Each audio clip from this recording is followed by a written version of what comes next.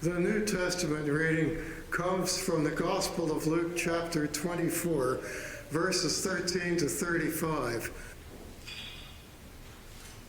In the Gospel of Luke, the first post-resurrection story takes place as two dejected disciples on a dusty road to Emmaus encounter an unknown stranger who turns out to be, as we know, the risen Christ. Luke doesn't say much about Emmaus or about these two disciples or why they were on a road to Emmaus. They have been traumatized. They explicitly state that their hopes have been dashed by the unbelievable death of Jesus and the women's story about the empty tomb. Like them, we might have cause to be dejected. The post-Easter landscape through which we walk is disturbing. We find ourselves wading through a long pandemic, continued challenges dealing with that, racial strains, never-ending gun violence, political posturing, and ever-widening economic disparities. But their journey does a sudden about-face as they rush back to Jerusalem. In spite of the unsafe conditions of walking that road by night, they go back to Jerusalem, where Jesus makes his second appearance. The rest of the chapter continues the Emmaus Road story with the story of Jesus appearing to the 11 plus the 2 from Emmaus Road. And together, these two stories provide a bridge between Luke's Gospel and Luke's book of Acts, the Acts of the Apostles. These appearances provide an appropriate conclusion to the Gospel of Luke and provide a preview to Acts, which shows the early church continuing all that Jesus said and did. So we can see that for Luke, discipleship takes the form of following Jesus, of aligning ourselves with his way of life. And as the journey continues in Acts, the church captures Luke's understanding, his corporate sense of following Jesus. So Luke 24 invites reflection on how the risen Lord became present to those first disciples and how the risen Lord becomes available and visible to us today. But these journeys of ours, both individual and corporate, have twists and turns, rabbit trails, occasional dead ends. And whatever our journey, we might ask ourselves, how is the risen Lord present to us? And the corollary question is, what difference does it make? Well, let's look at what happened for those first disciples. For the two in our story, on the road to Emmaus, the risen Lord becomes visible to them in the guise of a stranger. It happens as they walk along discussing the events of the past week, and the stranger joins them. Jesus eases in amongst them, just joins with them, listens, eases into their conversation. He just comes alongside and listens to them, walks with them. And as they walk and talk, he helps them to reframe their understanding to gain a different perspective of the things that have happened. They don't recognize him yet. And eventually, they stop for the night. The two invite him to stay with them for safety, because for him to continue on might be dangerous. And then a different dynamic emerges: hospitality. Only when Jesus sits down and breaks bread with them are their eyes open to recognizing Jesus among them. Jesus disappears, and immediately, in spite of danger, in spite of it being night, they hurry back to Jerusalem to spread their story. And now they believe, because Jesus, in the form of this stranger, entered their conversation and reframed the crucifixion and the empty tomb. It happens when hospitality is extended. It happens over food. Have you ever thought about how big food is in the Bible? It's huge. What happens when we eat together can be just as sacred as anything that we do here. So one way the Lord is present to us is in the guise of the stranger to whom we extend hospitality, or the Lord becomes present to us as the stranger extends hospitality to us. And that has certainly been my experience. Over the years, my life has consistently been enriched by others who walked beside me, bearing grace when I was down, standing by me even when I'm not at my best. And this trail of folks extending back over the years includes fellow Army officers and NCOs, the Korean family who asked me to come do a wedding in Korean, friends who have chided me, church members who have cajoled me, who have spoken truth to me, or just sat with me. After retiring in 2011, I looked back over 38 years of pastoring and asked myself, what matters? If I take all the stuff I did over 38 years and throw it on the wall, what sticks? It's sharing God's grace across linguistic or cultural barriers.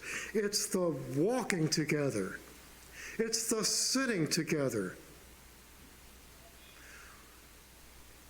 It's how we impact one another's journeys. And that's what matters. I see God's presence in many, many people. God comes alongside us just as Jesus came along the disciples on the Emmaus Road long ago. And our experiences get reshaped as we entertain angels unawares. Well, what about you? What about your journey? If statistics are at all accurate, you are probably in church due to the influence of someone you respect. That person could be your father, your mother. It could be a best friend from high school or college, a coworker. These days, most people start to attend a particular church not because, I'm attracted to its dogma. They start to attend a church because somebody they respect invites them. In fact, the statistics are it's over 95% of the case. And then others, strangers, welcome them or befriend them and mentor them. So what gets people here is personal connection. Someone invites us. What keeps us here is the church family that embraces us and treats us as part of the family. Shows us kindness and hospitality. God comes alongside in the form of a friend or a stranger and walks beside us for a time. God accepts us as we are and works with us. God sends people to come alongside us. We do this, walking beside each other. God joins us in many guises, breaking bread with us. No lectures. That person that God sends could be someone who was unchurched. It could be someone from another faith group or from another country. It could be an immigrant. It could be someone who has been incarcerated just as easily as it could be someone who sits near you in church today. Come alongside. Share the journey. You know, sometimes we don't do that as well as we'd like. I came across a report this week by someone who had asked the question, why is it that many people stop coming to church and in fact say they'll never be back? And so this person did the best research they could, and among the most popular answers received, I'm going to share just 3 of them. Here's one. My father lost his job, and the only work he could get involved travel, which meant he couldn't come to Sunday services. And even though my parents gave monthly to the church, all the support they got was prayers that he found a job closer to home. Ouch. And went on to say, as a teen, I was asked by church elders why my father thought making money was more important than attending church services. Well, that's certainly a lesson in how not to come alongside someone. Here's another. I started to realize the teachings of my church were not biblical. Every Sunday, the pastor would talk about righteousness that was really nationalism and being free from those who are filled with sin, but it seemed to be very specific sins. We had divorcees in church. We had people who were overtly racist, but no gay people, no former inmates. Yes, there were teachings of love, but it was very clear that this love was meant for certain people. And there was one more response that was by several. My family went twice a week before COVID, and the child care gave me and my husband a break and provided the children an opportunity to learn from some other people who were caring. But once COVID hit, of course, we had to stop going. We tried online services a couple times, but that's kind of tough when you got 2 toddlers running around. So it wasn't an option. So when the numbers in our area went down and church opened up, we went back. But here is where this person's story varies from ours. You know, we're supposed to be wearing masks in church, and we have physical distancing. You know, we're every other pew, and no more than, 2 people in a pew unless you're a nuclear family. And we do those things to protect each other. But when this lady and her husband went back, she said there was no physical distancing set up, and there were about 5 people out of 150 in the whole sanctuary that were wearing masks. She said it didn't feel like a loving way to look out for our fellow man. And I left, and I've never been back. And I don't even know how to move forward, even though we've both been vaccinated now. These particular churches failed to think about their people. It failed to include everybody, to extend hospitality, to come alongside. And just as often we do the right thing, we do it well.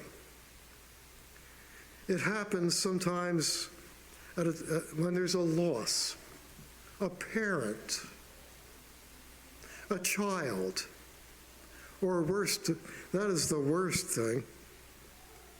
It can be a spouse. And at such times, words are not needed. In fact, words are sometimes totally inappropriate. Listening is appropriate. So is joining them simply by being present to them and listening.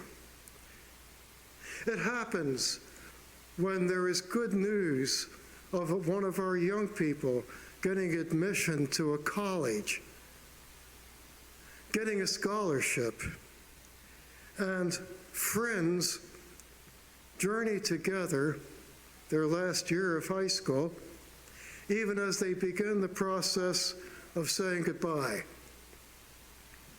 It happens in retirement. Have you ever thought about retirement this way? In a sense, you're filled with joy and relief. But also, retirement can cause you to face the loss of co-workers who have become friends. You won't see them anymore. You face the loss of identity, loss of purpose. And that's an opportunity when others may come alongside to listen and maybe to help the retiree to see things in a new light, to see new possibilities. We meet God in the stranger on the road, especially where hospitality is extended and received. The hospitality of extending ourselves is actually prerequisite for meeting the risen one in the course of our own journeys. Luke tells us that when he was at table with them, he took bread, blessed and broke it, and gave it to them. And then their eyes were opened and they recognized him.